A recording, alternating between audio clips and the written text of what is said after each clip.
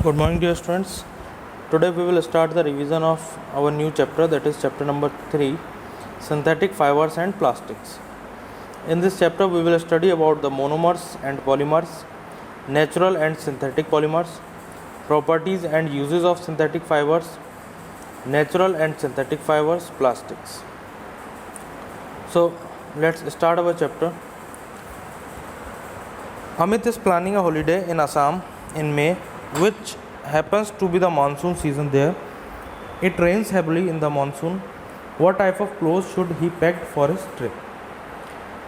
अमित जो है वो अपने मानसून ट्रिप का एक ट्रिप का प्लान कर रहा है असम में, और वहाँ पर बारिश का मौसम है, तो उसे किस तरीके के जो क्लोथ्स हैं वो अपने साथ पैक करने चाहिए. Do you think clothes made of such materials that dry easily and do not wrinkle will be better for him? क्या उसके लिए ऐसे कपड़े अच्छे रहेंगे जो कि आसानी से ड्राई हो सकें, आसानी से सुखाए जा सकें और रिंकल फ्री भी हों. Should he carry a plastic raincoat? क्या उसे प्लास्टिक का रेनकोट कैरी करना चाहिए? Can you suggest the type of footwear suitable for?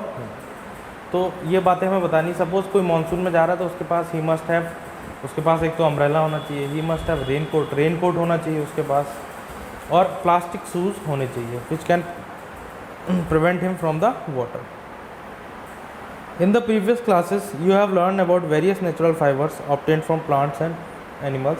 अपने 6th और 7th क्लास में देखिए दोनों में चैप्टर है जिसमें प्लांट्स और एनिमल फाइबर के बारे में पढ़ा था.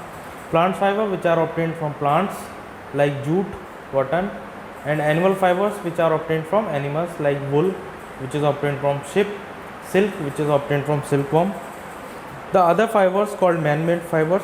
और इसके अलावा जो अलग टाइप की फाइबर्स देखिए, एक तो नेचुरल पड़ी थी और एक सिंथेटिक या फिर मैन मेड, तो जो बनाई जाती हैं बाय द ह्यूमन बीइंग के थ्रू जो फाइबर्स बनाई जाती हैं तो they are known as synthetic fibres. Fibres can also be woven and knitting into fabrics similar to cotton, silk और wool which are woven from natural fibre. Synthetic fibres से भी इस तरीके के क्लोथ्स बनाए जा सकते हैं. लाइक कॉटन के लिए जो क्लोथ्स हैं, देखिए सिल्क का जैसे ऑप्शन है रेयॉन एक है क्लोथ जो सिल्क के ऑप्शन में या सिल्क का अल्टरनेट की तरह यूज़ किया जा सकता है. Synthetic fibres are made from chemical processes with 2 और more substance called polymers, long fibres और strands. Let us know about them. देखिए सिंथेटिक फाइबर इसमें किस तरीके से बनती है वो बताया गया. तो सिंथेटिक फाइबर को बहुत सारी स्मॉल यूनिट्स मिलकर बनाती हैं जिनको हम मोनोमर्स कहते हैं, और जब ये बहुत सारी स्मॉल यूनिट्स मिलकर एक लॉन्ग चेन स्ट्रक्चर बना देती हैं उसको हम लोग पॉलीमर कहते हैं. आइए देखते हैं बुक में. Monomers and polymers.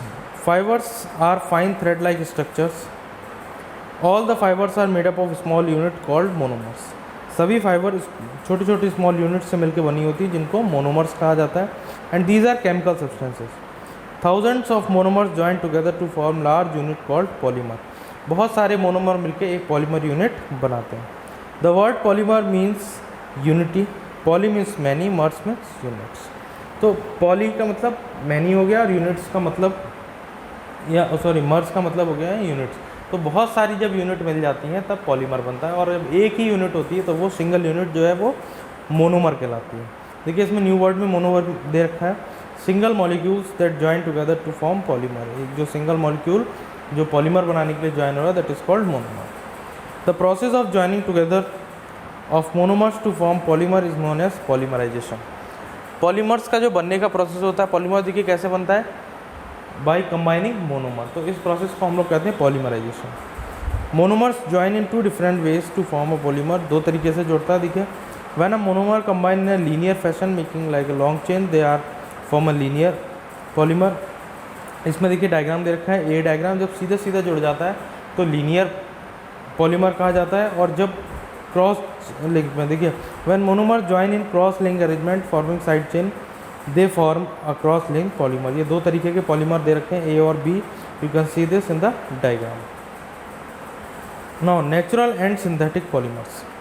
Polymers can be natural और सिंथेटिक. या तो नेचुरल होंगे या फिर सिंथेटिक हो सकते हैं. Fibres like wool, cotton and silk are made up of natural polymers. ये चीज़ें जो है वो नेचुरल पॉलीमर से बनती हैं. Cotton is the purest natural form of cellulose. Proteins present in our body are polymers of small units called amino acids. ये जो देखिए cotton is the purest natural form of cellulose, cellulose की जो purest natural form है that is cotton. Here ये देखिए एक important question बन सकता है, the purest form of cellulose तो क्या हो जाएगा cotton. Protein present in our body are polymer of small unit, जो हमारी बॉडी में प्रोटीन है ये किसका पॉलीमर है, ये है हमारे एमिनो एसिड्स, एमिनो एसिड्स से मिलके ही प्रोटीन बनती है। तो यहाँ पर जो एमिनो एसिड्स हैं they act as monomer while the protein acts as polymer. Silk fiber is made of sericin and fibroin proteins, ये सिल्क जो है इन प्रोटीन से मिलकर बना होता है। Synthetic polymers are made from chemical substance in laboratories और फैक्ट्रीज, सिंथेटिक फाइबर जो है वो कहाँ बनते हैं, या तो लेबोरेटरी और फैक्ट्रीज में बनते हैं। A large variety of house hold article is made up of fibres that is clothes, curtains, bedsheets, bags, ropes, sex etcetera. तो ये चीज़ें जो है ये बनती, इसमें एक बार नॉलेज डेस्क देख लेते हैं इसका एक बार।